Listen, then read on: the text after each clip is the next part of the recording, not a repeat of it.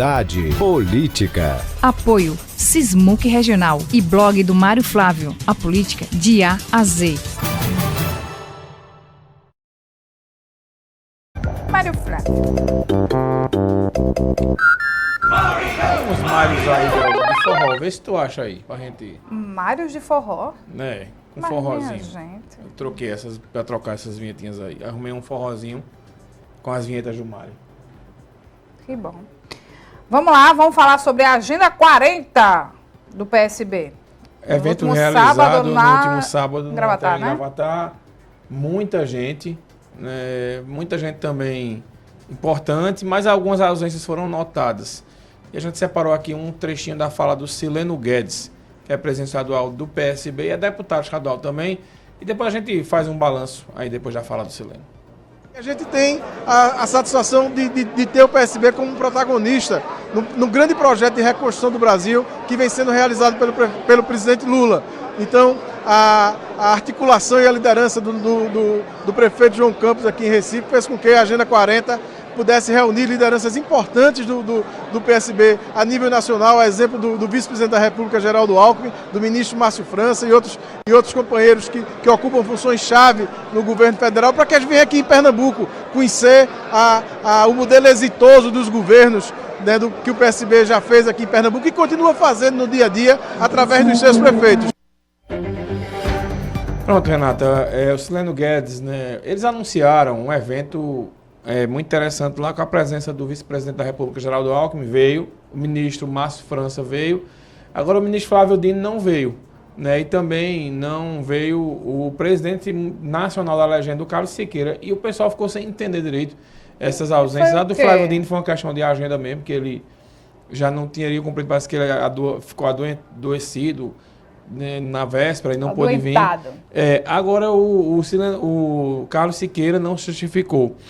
Também tivemos as presenças lá de partidos aliados. O PCdoB, por exemplo, contou lá com a presença da Luciana Santos, que é a ministra da Ciência e Tecnologia, o PDT com Volney e Zé Queiroz, o Republicanos com Augusto Coutinho. Mas e o PT? Né? Cadê o PT no evento? O PT não apareceu lá, não mandou ninguém assim de relevância. Então, para o partido, e aumentou, né, aquela especulação de que o PT tenta manter uma distância do PSB do ponto de vista local. Eu acho que, na verdade, o PT está valorizando o passe, né? Porque quem vai decidir o futuro do PT aqui em Pernambuco é Humberto Costa e Lula. Então, eles vão decidir para onde o PT vai. Acredito eu que o PT vai mesmo encampar a vice de João Campos ano que vem, porque aí, com o João Campos sendo reeleito, né, e ele indo disputar o governo do Estado em 26, ele sairia em abril de 26, e aí o PT voltaria a governar a Prefeitura do Recife. É um desejo que o partido tem antigo, né? E talvez o melhor caminho não seja lançar uma candidatura própria agora, como muita gente está defendendo até o João Paulo. Mas aí o PT marca territórios, não, um evento do PSB a gente não vai, mas para justamente dar esse recado aí ao pessoal do PSB, que o PT está de olho, o PT talvez queira voltar a ser protagonista aqui da oposição, a Raquel Lira no Estado. Raquel Lira que foi criticada por duas peças estratégicas no evento. Os Campos não criticaram ela, né? O prefeito do Recife, João Campos, e o deputado federal Pedro Campos falaram, mas não criticaram a governadora. Quem criticou? Valdemar Borges, que é deputado do PSB, aliado do padre Joselito, criticou a ausência de verbas para o São João, né? Porque não teve recursos aí para o São João de Gravatar, e também criticou a briga política pelo Festival de Inverno de Garanhuns. E usou o exemplo do presidente Lula. Só, Raquel é oposição a Lula, Raquel não é do mesmo palanque de Lula, mas aqui o presidente está liberando verbas para o Estado. Então ela devia fazer a mesma coisa no governo do Estado. E na sequência, quem criticou o Raquel foi o deputado federal Volney Queiroz, o ex-deputado federal Volney Queiroz, que é presidente estadual do PDT, e é uma estratégia, né? Uma estratégia, né, Renata? Quando coloca um caruaruense para criticar a governadora. Então, o Volney criticou bastante ela. E teve conversa de Marcelo Gomes com o Volney? Marcelo e Laura ficaram bem discretos lá no meio da plateia. Por causa da ida de Marcelo para o governo Rodrigo Pinheiro. Mas Zé Queiroz foi bastante saudado lá, tanto pelo Sileno Guedes quanto pelo... O João Campos fez questão de pedir aplausos para o Zé Queiroz na fala dele. Então, assim, para mim ficou claro, o PSB vai estar com o Zé Queiroz. O próprio Sileno Guedes disse aqui na sexta-feira, né, quando ele concedeu uma entrevista no momento da política comigo e com o Marco Aurélio. Então ele deixou claro, o PSB fica com o Zé.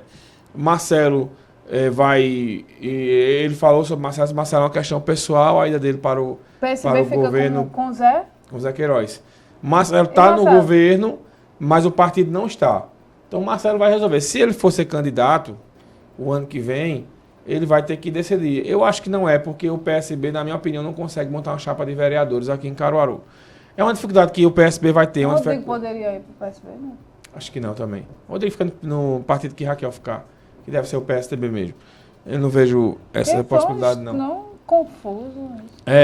Até o Wanderson Pimentel esteve aqui sexta-feira com o professor Marco Aurélio e ele fez uma fala bastante contundente, dizendo que não vê continuidade, não vê sentido nessa aliança de Rodrigo com Raquel. Eu penso totalmente diferente. Respeito a opinião do Vanucci, que é cientista político, mas eu penso de outra maneira. Eu acho que não faz sentido o rompimento agora, nenhum dos lados, nenhum de Raquel e de Rodrigo. Eu venho falando disso há algum tempo. Então, especulou-se muito que o PSD de André de Paula iria primeiro para os Coelhos, depois iria para o governo de Raquel. Eu acho que isso é a valorização do PAS também. Esse momento, Renato, todo mundo vai aparecer como pré-candidato. Se valorizando. Eu sou pré-candidato a isso, sou pré-candidato àquilo. Na verdade, a galera que tem a intenção de se valorizar, para quando chegar no ano que vem, na hora de negociar o partido... Veja, todo mundo vai ter dificuldade de montar uma chapa a vereador. O PSB vai ter. Armandinho vai ter, no Solidariedade. Principalmente porque Armandinho se coloca como pré-candidato a vereador. Então, quando ele se coloca como pré-candidato a vereador, as pessoas ficam com medo de ir para não fazer cauda para ele. O que é a cauda eleitoral? É os votos que precisam para eleger um vereador. Na teoria, Armandinho seria o mais votado. Então, quando a pessoa ela fica nesse dilema. Mas não é só ele, não. O PL vai ter esse problema. Porque o PL hoje tem Silvio Nascimento, o principal nome, junto com o Fernando Rodolfo. Mas aí os bolsonaristas que querem ser candidatos tem que montar uma chapa de candidatos. Tem 2 vereadores que são bolsonaristas declarados na Câmara, que é o Cabo Cardoso e o Val, mas eu já apurei que o PL não recebe nenhum dos dois, porque o Cabo Cardoso critica todo mundo, para ele, no pessoal do PL, ninguém serve, então o PL não vai abrir espaço para ele. Então o PL tem que montar uma chapa, vai ter dificuldade também. O PSDB de Rodrigo Pinheiro, hoje seria o partido com a federação, que teria mais facilidade, mas vai ter que fazer um chapão, e aí vai aquele bolo de vereador, né, para correr o risco de não ser reeleitos. E qual é o grande dilema, Renata? É a eleição para vereador, porque uma questão que envolve essa história é que, de acordo com a lei eleitoral, precisa formar uma chapa de 24 vereadores na eleição desse ano, cada partido. E desses vereadores aí, 7 ou 8 tem que ser mulheres, obrigatoriamente. E aí muita gente tem dificuldade, porque as mulheres se sentem usadas. Elas ficam só sendo procuradas nesse momento da eleição. E aí muitas vezes dizem que não querem ir. Só vem procurar agora, que está precisando, para cumprir cota. E outro problema é, a mulher se for candidata e ela tem pouca votação. Deve ter lá 5, 6 votos, 7 votos. O TRE está enxergando isso como candidatura laranja. Aí vira outra dor de cabeça para o partido, essa questão aí. Então é uma eleição bastante complicada do ponto de vista dessa história. A gente acabou saindo um pouco dos assuntos, falando de muita coisa, mas voltando para o PSB, então foi um evento que serviu para quê? Para ratificar... Renata Campos estava lá, né? A liderança, isso, mas ela não fala, né? Ela sempre está lá, mas aquela inclusive... presença forte, né? E eu vou dizer uma coisa aqui, viu, Renata, que o PSB trabalha a questão Eduardo Campos de um jeito tão intenso que quando a gente está nesses eventos do PSB parece que ele está por ali. É uma coisa muito forte, assim. Aniversário de morte, né, Mário? Foi ontem, né? Foi ontem dele de Biarraz, né? E é uma coisa tão forte, assim, os gritos, Eduardo presente, Eduardo vivo, essas coisas assim, as fotos deles, os vídeos. O próprio João Campos tem uma semelhança muito grande com ele, né? O próprio Pedro Campos também, o jeito que eles falam. Aquele Eduardo usava muito negócio, uma frase que usava, vamos pegar no serviço, esse negócio, e eles repetem muito isso. É uma coisa muito forte. Então se viu muito... Câmara tinha isso, Mário, de convivência com ele? Imagine você. É uma coisa muito forte. Umas coisas... umas falas que parece que ele está por ali, enfim. Aí você viu para isso. O nome forte do PSB hoje chama-se João Campos. É o nome a ser trabalhado para o futuro do partido. Inclusive, ele disse que se o pai dele tivesse vivo, teria sido presidente. Esse é um nome forte.